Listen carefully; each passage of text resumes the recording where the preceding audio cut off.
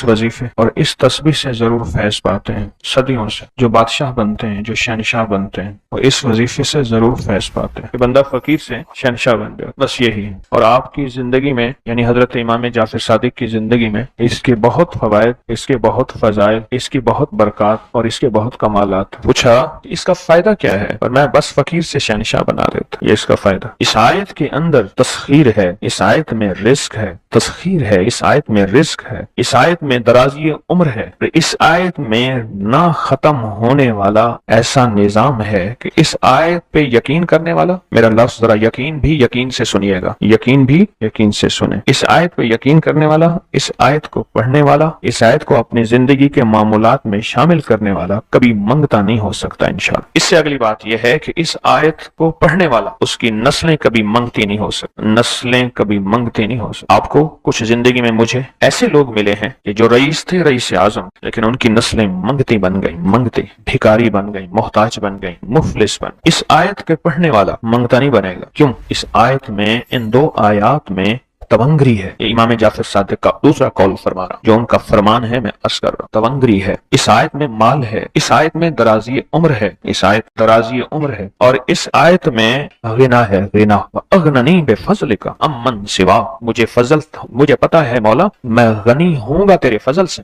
اغننی، محنت سے نہیں، اس فکرے کو خاموشی سے غور سے سنیں۔ اغننی، میں غنی ہوں گا اگر تو ہوں گا تیرے فضل سے، مجھے کلمہ نصیب ہوگا اگر ہوگا تیرے فضل سے، مجھے قبر میں نکیرین کے سوال و جواب میں آسانی ہوگی اگر تو ہوگے تیرے فضل سے، اور یہاں تک کہ اگر مجھے جنت ملے گی تو تیرے فضل سے ملے گی، جنت بھی اگر ملے گی تو تیرے فضل سے ملے گی، جنت بھی ملے گی تو تیرے فضل سے ملے گی۔ اس آیت میں یعنی ان دو آیات میں غنا ہے، غنا ہے اس آیت، اور اس میں ضرورتوں کا پورا ہونا ہے، حاجات کا پورا ہونا ہے، اور اس آیت میں کفایت ہے، کفایت۔ ایک بندے کا کھانا 100 میں پورا ہو جانا یہ کفایت ہے۔ 1 روپے سے میری ضرورتیں پوری ہو جائیں، چاہے تو لاکھ کو میرا روپیہ کر دے تو میرا اللہ چاہے روپے کو لاکھ کر دے، اللہ میرا چاہے کک کو لاکھ کر دے، اللہ میرا چاہے لاکھ کو کک تنکا۔ سورۃ توبہ کی آخری 2 آیات، لقد جاءکم رسول، کسی نے حضرت امام جعفر صادق سے پوچھا کہ حضور یہ فرمائیں کہ سورۃ توبہ کی آخری 2 آیات کے فضائل کیا ہیں، فوائد کیا ہیں، اس کے فوائد اور فضائل کیا ہیں؟ فرمایا بس یہی ہے کہ بندہ فقیر سے شہنشاہ بن جاتا ہے، بس یہی۔ کتنے بڑوں نے، مخدوم نوح صاحب، حالہ سندھ، بہت بڑی ہستی ہیں، مزار ہے، دربار ہے، مخدوم محمد نوح حالہ سندھ میں، ان کی عمر بہت لمبی تھی۔ کسی نے ان سے درازی عمر کا راز پوچھا، فرمانے لگے میری درازی عمر کا راز سورۃ توبہ کی آخری 2 آیات۔ مخدوم نوح دعا کیا ہے؟ وہ اغننی بفضلک عمن سوا، اور اس کی طاقت کیا ہے اور اس کی تاثیر کیا ہے؟ وہ سن دعا ہے۔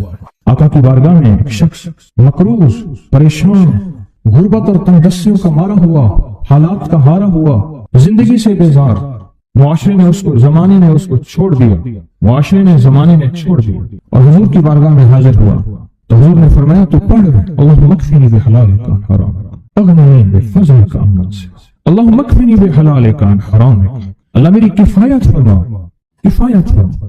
کفایت سے مراد یہ ہے، کبھی وہ ایک بابا جی کہتے تھے کہ نہیں لوڑ بھی تھوڑ نہ ہوئے، مجھے جس چیز کی ضرورت ہو وہ ہر وقت مجھے ملتی رہے، اللہ ایسی کفایت فرما جو کسی کا محتاج نہ رہوں، ایسی کفایت فرما میں عاجز نہ بنوں، ایسی کفایت فرما ایک ایک چیز کو ترستا نہ رہوں، اللہم اکفنی بحلالک عن حرامک، پر کفایت کرنے میں میرے ساتھ حلال کے معاملے کرنا، تیری تقسیم ہے، تیری ترتیب ہے، اللہ مجھے حلال بھی چاہیے، ایسا چاہیے جس میں وسعت ہو، اور ایسا چاہیے جس میں برکت ہو، اور ایسا چاہیے جو میری ساری ضرورتوں کی کفایت کر دے، ساری ضرورتوں کی کفایت کر دے۔ میرے پاس وہ حال نہیں چاہیے کہ آج ایک چیز ہے دوسری نہیں ہے، دوسری ہے تیسری نہیں ہے۔ ایک صاحب کے پاس ایجنسی تھی، کہنے لگے ایک دفعہ میاں بیوی ہم روٹی کھا رہے تھے، ایک ٹھنڈا سانس نکلا بیوی کا، میں نے کیا ہوا؟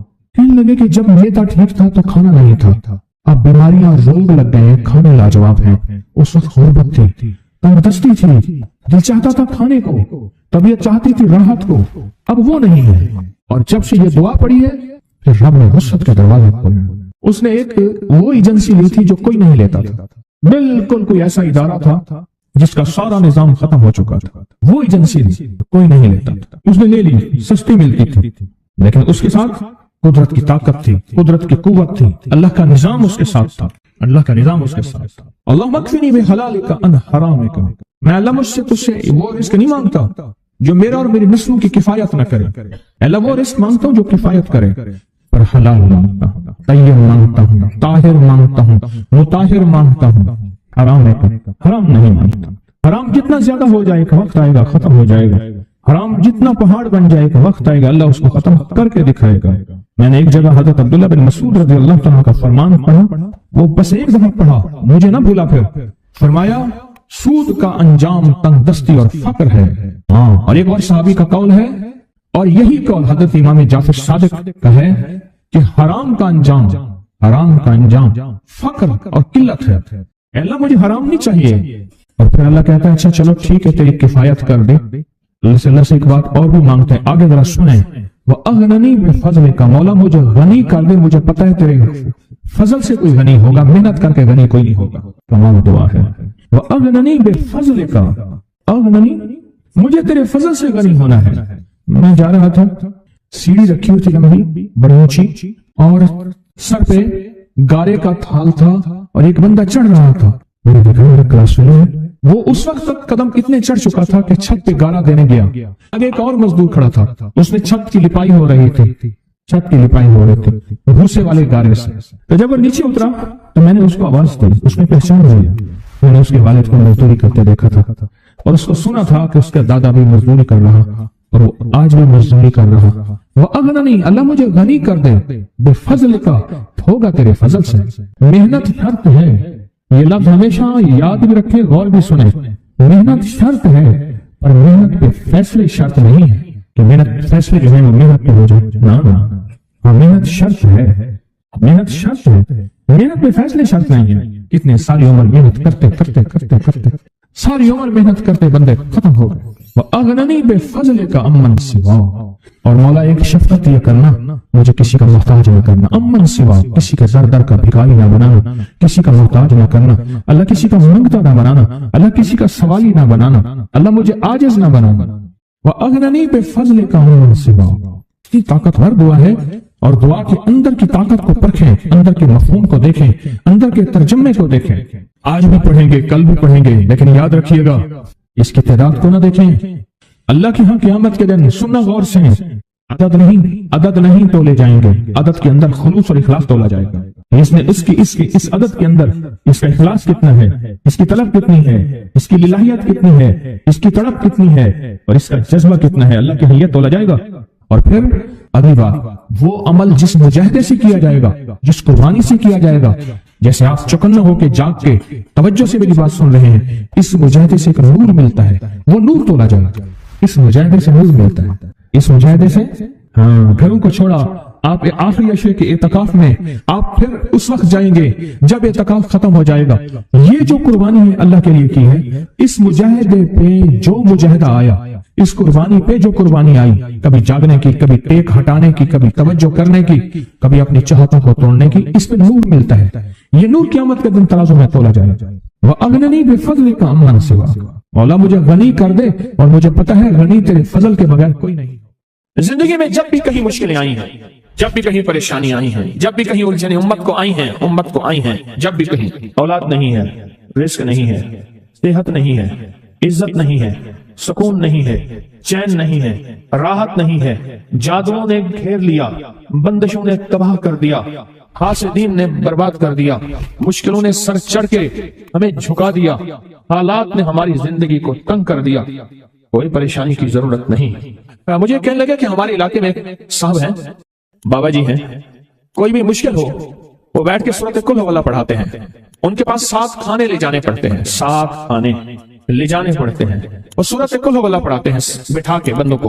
और उनके लिए खाने जरूरी हैं, खाने अच्छे हों, एक सूट हो, 7 खाने हों, एक खूबसूरत तकिया हो, एक खेस अच्छा बेहतरीन बिछौना हो, एक बिस्तरी की चादर हो, और 7 खाने हों। फरमाया वो देते हैं, लेते हैं, सूरत कुल वाला पढ़ाते हैं, फिर बैठ के दुआ करते हैं, बहुत देर तक दुआ करते हैं, लोगों की मुश्किलें हल हो जाती हैं, लोगों की परेशानियां दूर हो जाती हैं। मैंने कहा किसी तरह बाबा जी से पता चलेगा वो दुआ क्या मांगते हैं। क्या लगा, वो दुआ किसी को नहीं बताते, बस कहते हैं आओ मेरे साथ बैठ के सूरत कुल वाला पढ़ो। अब अल्लाह का दरूद पाक पढ़ो और सूरत कुल हुवल्लाह पढ़ो। वो दुआ किसी को नहीं बताते। मैंने कहा किसी तरह पता कर वो दुआ किसी को तुझे बता दे। उसने कहा पता करूंगा। कुछ अर्से के बाद बंदा मुझे मिला, आते ये कागज दिया और कागज देकर मुझे कहने लगा आपको याद है आपने मेरी एक जिम्मेदारी लगाई थी, और वो जिम्मेदारी ये लगाई थी कि एक हमारे यहाँ बाबा जी हैं, उनके पास कोई दुनिया की मुश्किल परेशानी उलझने नाकामियां हालात मसाइल बे औलादी जादू जिन्नात असरात बंदिशें नक कोई भी है वो मसले हल होते हैं, लेकिन उनकी शर्तें ये हैं खूबसूरत तकिया लेते हैं, बेहतरीन सूट लेते हैं, बिस्तर की चादर लेते हैं, एक खेस यानी पूरा बिस्तर लेते हैं, और कहा अगर सर्दियां तो एक खूबसूरत रजाई भी लेते हैं, और 7 रंग के खाने लेते हैं, इतर की खुशबू लेते हैं, ये लेते हैं ये लेते हैं। वो फिर आप छोड़ के आ जाए वो उनके होते हैं, बस आपको वो दुआ दे देते हैं और बिठा के सूरत कुल हुवल्लाह पढ़ते हैं। मैंने कहा किस तरह पता कर कि ये अमल क्या है, पता कर ये अमल क्या है।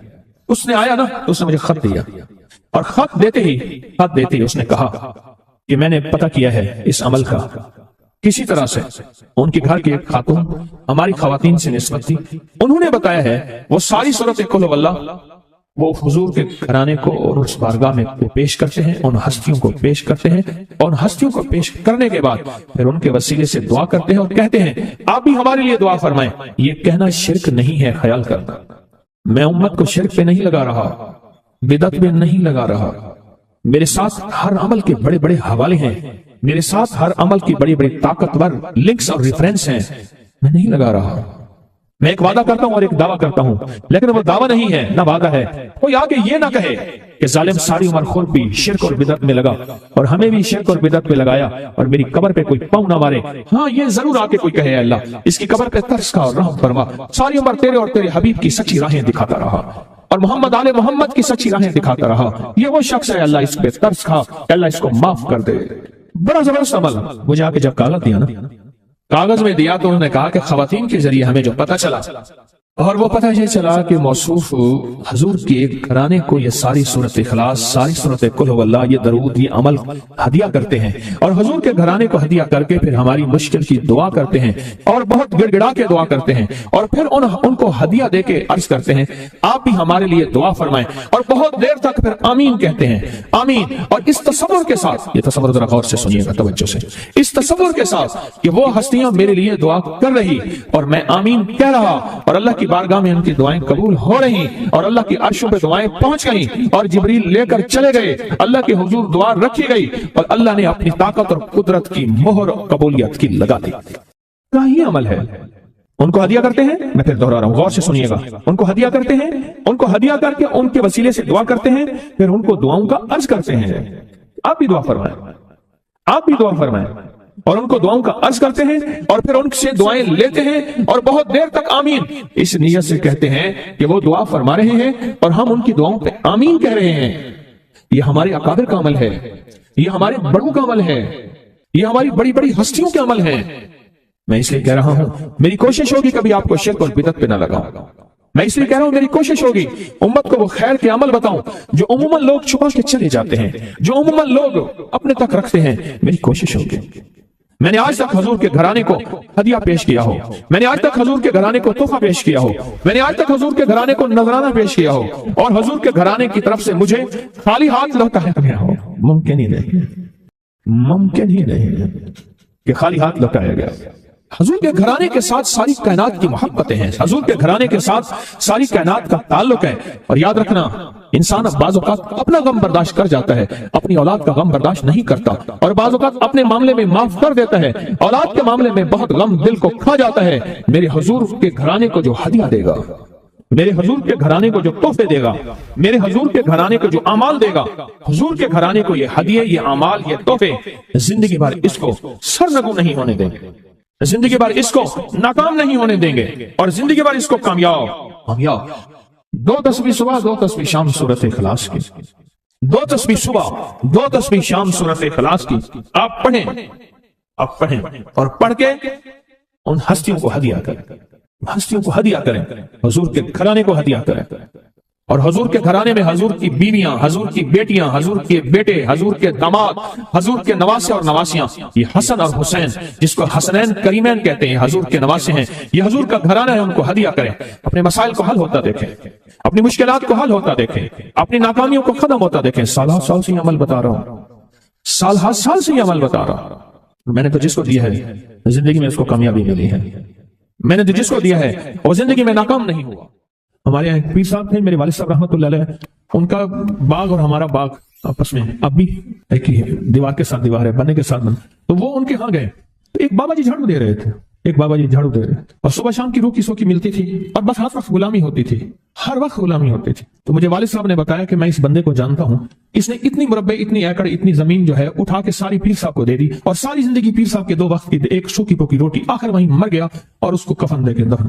اسے پیر صاحب نے مجبور نہیں کیا، پیر صاحب نے مجبور نہیں کیا۔ دعاؤں کی طاقت ہے، دعائیں نسلوں کو کھلائیں گی، پلائیں گی۔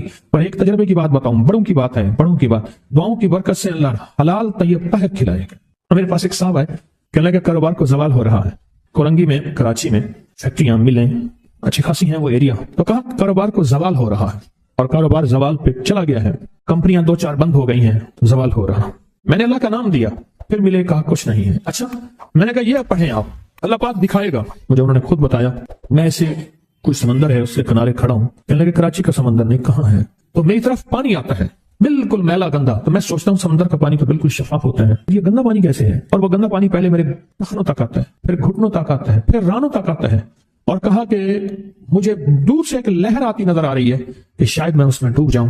آواز آتی ہے چلا جا، تیرے رزق میں کوئی مشکوک رزق داخل ہوا ہے، ہم تجھے پاک کرنا چاہتے ہیں، اور یہ سارا مشکوک رزق ہے، اور تیرے مال کو ہم نے اس لیے کم کر دیا۔ گھبرا نہیں، گھبرا نہیں، استقامت سے ہمارا نام لیتے رہنا، بہت جلد تجھے ہم پاک کر کے پھر پاک مال دیں گے۔ پاک کر کے، کیا عجیب بات ہے، پاک کر کے پھر پاک طیب طاہر مال دیں گے۔ گھبرا نہیں، ہمارا نام لیتے رہنا، تو ہو کسی بھی حال میں، تو ہو کسی بھی حال میں، تو ہو کسی بھی حال میں، مولا سے لو لگائے جا، قدرت ذل جلال میں کیا نہیں گڑ گڑائے جا۔ چین سے بیٹھے گا اگر، کام کے کیا رہیں گے پر، گونا نکل سکے گا مگر پنجرے میں پھڑپڑائے جا۔ بند ہے پنجرے میں، نکل نہیں سکتا، پر پھڑپڑا تو صحیح، پھڑپڑا تو صحیح، محنت تو کر۔ والذین جاہدوا فینا لنہدینہم سبلنا، ہماری راہوں میں محنت کر، ہمارے لیے اللہ کی طرف قدم اٹھا، ففروا الی اللہ، پھڑپڑا تو صحیح۔ بہت خوش قسمت ہے جس کو اللہ نے اپنی ذات کا تعلق عطا کر دیا، بہت خوش قسمت ہے جس کو اللہ نے اپنے ساتھ باتیں کرنے کا، راز و نیاز کا کوئی جذبہ دے دیا، جس کی زبان سارا دن ذکر میں، تسبیح میں، سجدوں میں، اپنی دنیا کے کاروبار بھی ہے لیکن دل اٹکا رہتا ہے کہ اب نماز کا وقت ہے، آج میرا ذکر نہیں ہوا، آج میں نے قرآن کی زیارت نہیں کی، 1 صفحہ 2 صفحے، 1 پارہ 2 پارے۔ خوش قسمت انسان ہے آپ، بہت نصیبوں والے ہیں آپ، بہت نصیبوں والے، یقین جانیں۔ دنیا کا خوش قسمت انسان وہ ہے، دنیا کا نصیب و بخت اور مقدر والا انسان وہ ہے دنیا کا، جس کو اللہ پاک کہے تو ہو اور میرا نام ہو، بس وہ درود پاک کی شکل میں ہے۔ درود میں اللہ اور اس کے حبیب پہ سلام ہے، اللہم صلی علی یا صلی علی، اللہ کا نام پہلے آتا ہے۔ میرا درود ہے، کلمہ ہے، تسبیح ہے، وہ ذکر ہے، مسنون دعائیں ہیں، بس میرا نام ہو اور تم ہو۔ بعض اوقات اللہ دنیا تھوڑی کر دیتا ہے، رزق تھوڑا کر دیتا ہے، لوگ تانے دیتے ہیں۔ صدیق اکبر رضی اللہ تعالی عنہ کو تانے دیتے تھے کہ تیرے پیر نے تجھے یہ دیا ہے، نعوذ باللہ، تجھے فقیر کر دیا، تجھے غریب کر دیا، اور تجھے ٹاٹ کے کپڑے اور سیہ کر دیا۔ تانے دیں گے بعض اوقات، بعض لوگ بہت تانے دیں گے۔ میں نے ایک دفعہ مجھ سے کہنے لگے کہ مجھے دنیا بہت تانے دیتی ہے، تو میں نے کہا میرے ساتھ سودا کر لے، اگر زیادہ تھک گیا ہے، اب تک جو تسبیح ذکر کا نور ملا ہے وہ مجھے دے دے، میں اللہ سے کہتا ہوں کہ اللہ اس کو مال دولت دے دے، یہ سب چھین لے۔ کہا نہیں، یہ سب کچھ تو اس کے پاس بھی ہے جس کو کلمہ نصیب نہیں ہوا، یہی تو میرے پاس ہے، اگر یہ مجھ سے چھن گیا تو باقی میرے پاس بچے اور رہے گا کیا؟ بچے اور رہے گا کیا؟ بچے اور رہے گا کیا؟ اب سارا دن بیٹھ کے اپنے بارے میں سوچا کریں کہ اللہ تُنے مجھے کن راہوں پہ لگا دیا، کن راستوں پہ لگا دیا۔ پیر خانے سارے اچھے ہیں، ہمارے دل میں سب کا احترام ہو، لیکن اللہ تو نے مجھے کون سے پیر خانے پہ لگا دیا جو مجھے اللہ سے مانگنا سکھاتا ہے؟ کہتا ہے اگر میں مر بھی جاؤں، اس دنیا سے رخصت ہو جاؤں، موت آخر ہے، تو پریشان نہ ہونا۔ کہا کہ وہ ایک راہیں دے کر گیا ہے، انہی راہوں پہ چلنا ہے۔ ایک وقت تھا پیر صاحب تھے، تعویذ دیتے تھے، تھپکی دیتے تھے، دعا کر دیتے تھے، اللہ میرے کام بنا دیتا تھا۔ پیر گیا، دعا بھی گئی، تھپکی بھی گئی، تعویذ بھی گیا۔ نہیں، پیر جائے پر پیر کا رب تو ہے نا، فَأَيْنَ اللَّهُ، اللہ کہاں جائے گا؟ پیر کا رب تو ہے، اور اصل وہی ہے۔ کل من علیہا، ساری چیزوں کو فنا ہے، اسی کی ذات کو بقا ہے۔ کتنے خوش قسمت ہیں، اللہ نے مجھے اپنا نام نصیب کر دیا، اللہ نے مجھے اپنا نام نصیب کر۔ ایک صاحب میرے پاس آئے، کہنے لگے مجھ سے ذکر نہیں ہوتا، تسبیح نہیں ہوتی، کچھ نہیں ہوتا، میں ذکر کرنے لگتا ہوں گالیاں آ جاتی ہیں، میں ذکر کرنے لگتا ہوں میرے منہ پہ گالیاں آ جاتی ہیں۔ کہا کہ میں دیتا نہیں ہوں، پر منہ پہ زبان پہ گالی جاری ہو جاتی ہے۔ آپ لفظ پہ غور کیجیے، گالی جاری ہو جاتی ہے، میں دیتا نہیں ہوں، زبان پہ گالی جاری ہو جاتی ہے۔ تو ممکن ہے کہ میری زبان پہ ذکر ہو۔ میں نے اس سے پوچھا کہ کیا کرتے تھے؟ اس کا کوئی پیشہ ہے؟ مناسب نہیں۔ والد کیا کرتا تھا، اس کا بھی پیشہ تھا، اس پیشے کا اثر، اس رزق کا اثر، اللہ نے اپنا نام چھین لیا۔